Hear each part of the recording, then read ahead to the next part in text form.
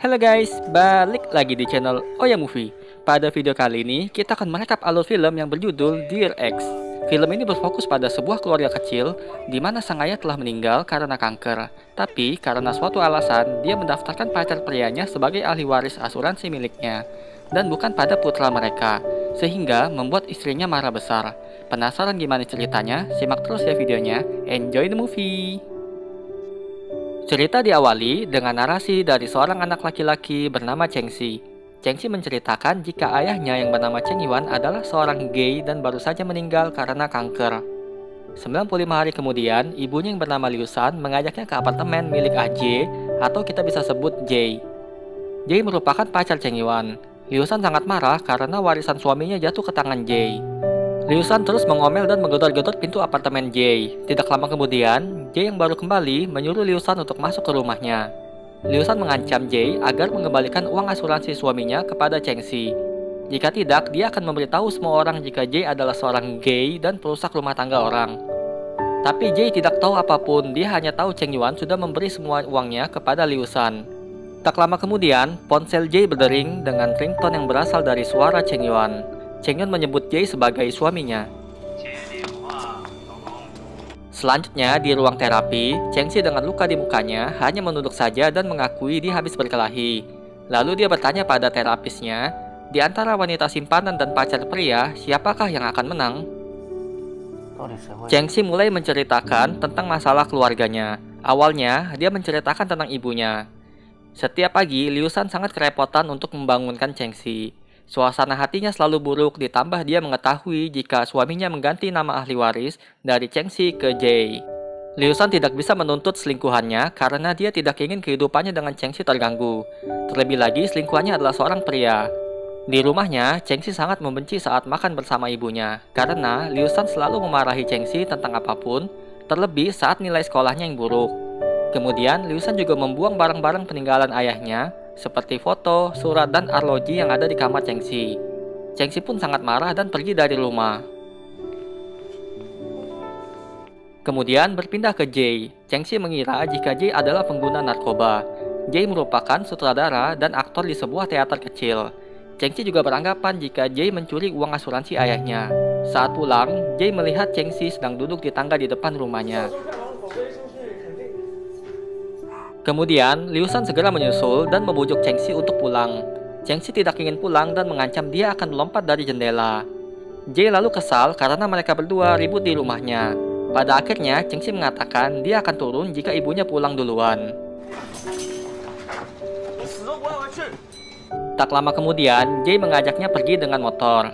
Di jalan, saat mereka membeli minuman, telepon Jae tiba-tiba berbunyi. Lalu dia mendapatkan kabar jika dirinya adalah ahli waris dari Cheng Yuan.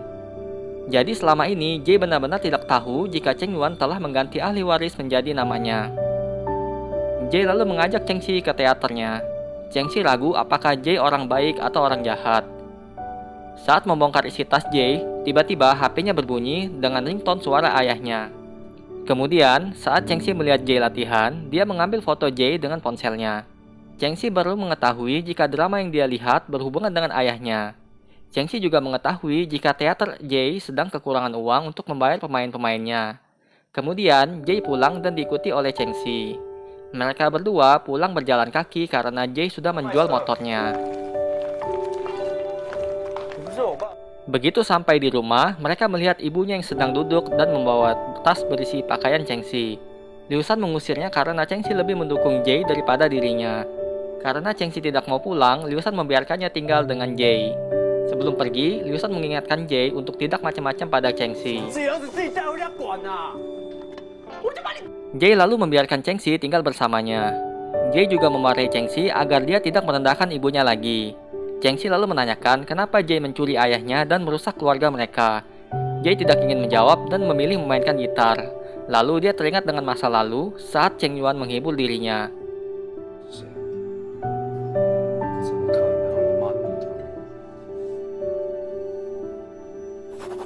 Hingga suatu hari, penyakit Cheng Yuan semakin parah sehingga dia susah berdiri dan rambutnya mulai rontok. Jae lalu memotong rambutnya juga untuk menghibur Cheng Yuan.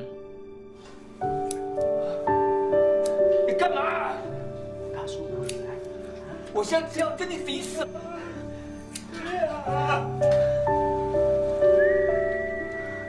Keesokan harinya, setelah Chengxi pergi ke sekolah, Liu Shan datang ke rumah Jay. Dia membawa barang-barang peninggalan suaminya. Liu Shan berharap Chengxi tidak marah lagi dan mau pulang setelah dia melihat barang-barang itu masih ada. Sebelum pergi, dia juga menaruh beberapa makanan untuk Chengxi dan juga obat-obatan karena dia alergi. 没有死亡证明跟储户证明，就算在保险受益人。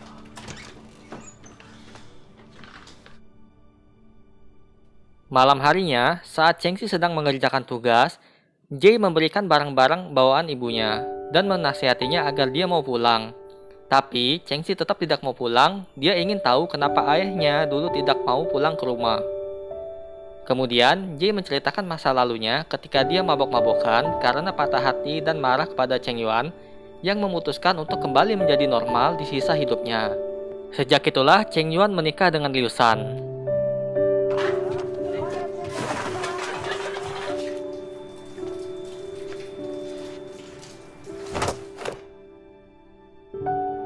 Keesokan harinya, Liu Shan datang lagi ke rumah Jay. Dia terkejut dengan tempat tidur yang dibuat oleh Chengxi. Liu Shan menyadari Chengxi tidak ingin pulang. Dia mulai membersihkan rumah Jay karena Chengxi alergi dengan jamur. Setelah Liu Shan selesai membersihkan rumah, Jay langsung mengusirnya. Tidak disangka, di depan ada ibu Jay yang telah menunggu. Ibunya tidak mau mengganggu mereka. Ibunya mengira jika Liu Shan adalah pacar anaknya. Lalu di bis, saat pulang, ibunya mengatakan dia lega karena ada Liu Shan. Dia takut jika anaknya menjadi homo karena tidak punya pasangan.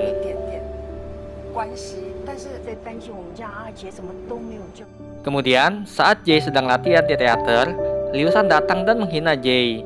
Dia mengancam akan memberitahu ibunya jika Jay adalah seorang gay, jika Jay tidak mau mengembalikan uang asuransinya.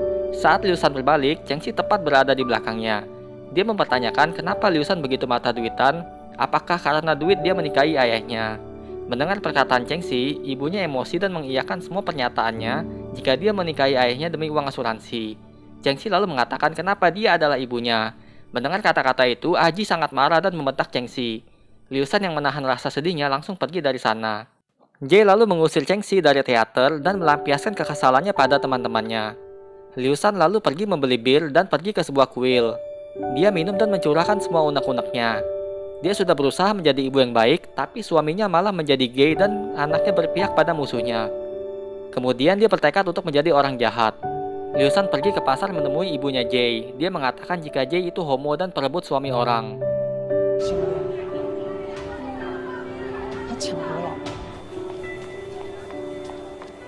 Kemudian, Liu Shan datang ke tempat terapi. Dia coba menceritakan masa lalunya jika Cheng Yuan jarang pulang ke rumah dan tidak bisa dihubungi. Lalu suatu saat dia pulang ke rumah. Mendengar nasihat dari kakaknya, Liu Shan mencoba mengajaknya berhubungan badan agar hubungan mereka kembali menjadi seperti dulu. Tapi Cheng Yuan menolak dan mengatakan bahwa sebenarnya dia gay. Liu Shan mencoba menerima kenyataan dan mencoba menerima Cheng Yuan apa adanya. Tapi Cheng Yuan tetap ingin menceraikannya karena dia merasa sudah berusaha keras menjadi normal, tetapi tetap tidak bisa.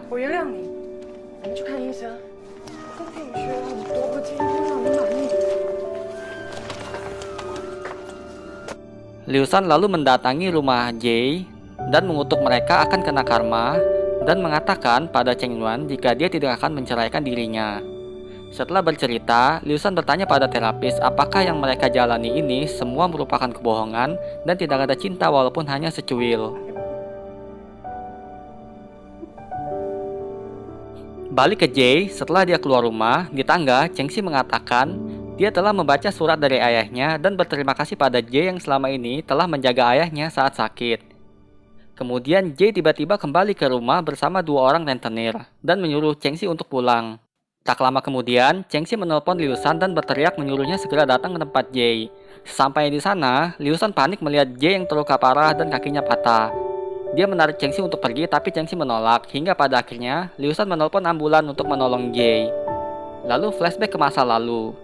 Jay merawat Cheng Yuan di rumah sakit. Penyakitnya sudah semakin parah sehingga dia tidak mampu bergerak. Liu Shan tak habis pikir kenapa Jay sampai mau meminjam uang hanya demi drama itu. Tiba-tiba, Jae keluar dengan kaki yang terluka. Dia memaksa dirinya untuk tampil di teater yang akan dibuka pada malam ini. Dengan kaki yang terluka, Jae melakukan pembukaan di atas panggung. Mereka mulai memainkan dramanya. Walau penontonnya hanya sedikit, Jae berusaha menahan rasa sakitnya untuk menyelesaikan drama ini. Liusan yang mendengar suara lonceng angin, tiba-tiba teringat masa lalunya saat dia pertama kali bertemu dengan Cheng Yuan di tempat kerja.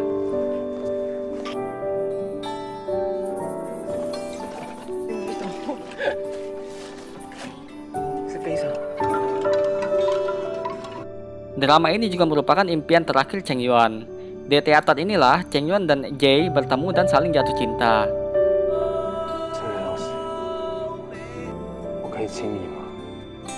Hingga pada akhirnya, Cheng Yuan lebih memilih meninggalkan Jae dan menikah dengan Liu Shan.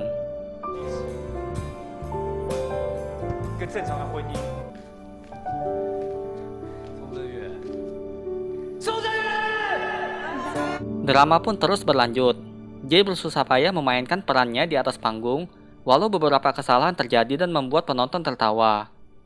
Cheng Xi bercerita jika Jae meminjam uang dari rentenir untuk transplantasi hati Cheng Yuan. Tapi, sebulan setelah operasi, Cheng Yuan muntah darah dan akhirnya meninggal. Ternyata, selama ini Cheng Yuan tidak berani bertemu dengan Cheng Xi dan hanya bisa menatapnya dari kejauhan.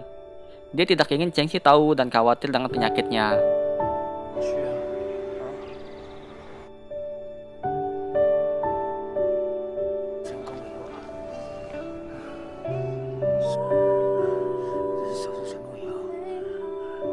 Saat menonton drama Jae, Liu Shan baru menyadari jika hari ini tepat dengan 100 hari kematian Cheng Yuan.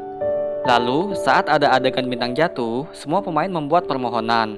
Dan permohonan Jae adalah agar dia bisa bersama dengan Cheng Yuan selama-lamanya.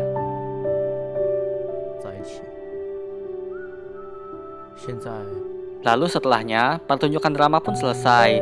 Mereka mengucapkan terima kasih kepada semua penonton.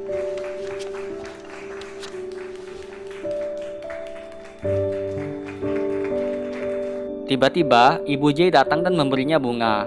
Jae kemudian menangis bahagia karena telah mengabulkan mimpi Cheng Yuan.